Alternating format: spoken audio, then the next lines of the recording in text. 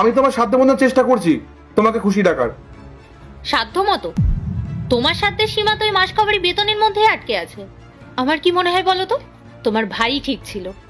ও অন্তত জীবনে না বড় হতে চেয়েছে, তোমার মতো এরকম সামান্য একটা চাকরি নিয়েও বসে থাকেনি।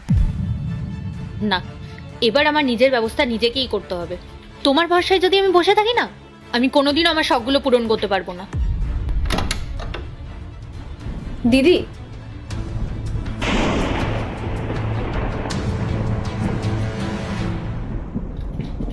শ্রেয়া, কি হয়েছে তোমার? তুমি কাঁদছো কেন? আর রাহুল, তুমি চুপ করে আছো কেন? বলো কি হয়েছে?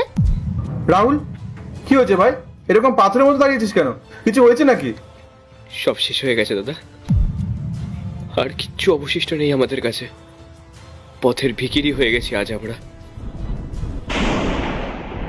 মানে পরিষ্কার করে বল না কি হয়েছে?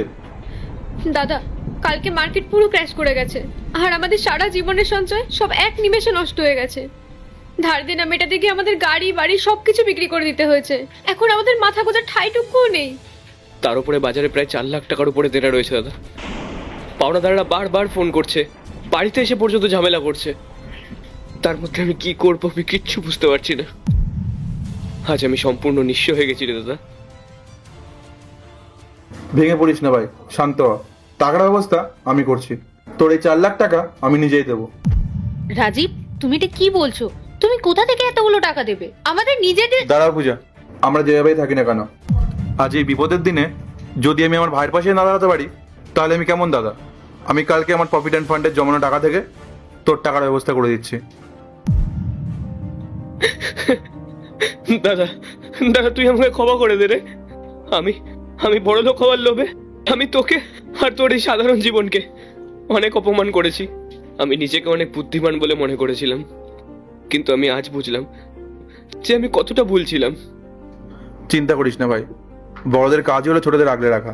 আর বাবা মা চলে যাওয়ার সময় তোর দায়িত্ব আমার হাতে দিয়ে গেছিলেন, আর তারা বলে গেছিলেন তোর গায়ে যেন একটা আঁচও না লাগে।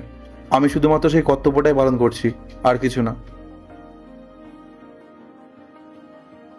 দাদা, তোর এই ঋণের বোঝা আমি কোনোদিনও শোধ করতে পারবো না রে।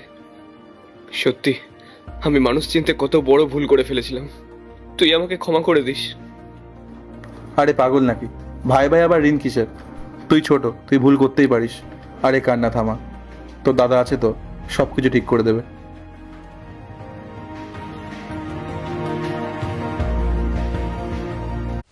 পার্ট 2 দেখতে সাবস্ক্রাইব করো ভেলকু 78M।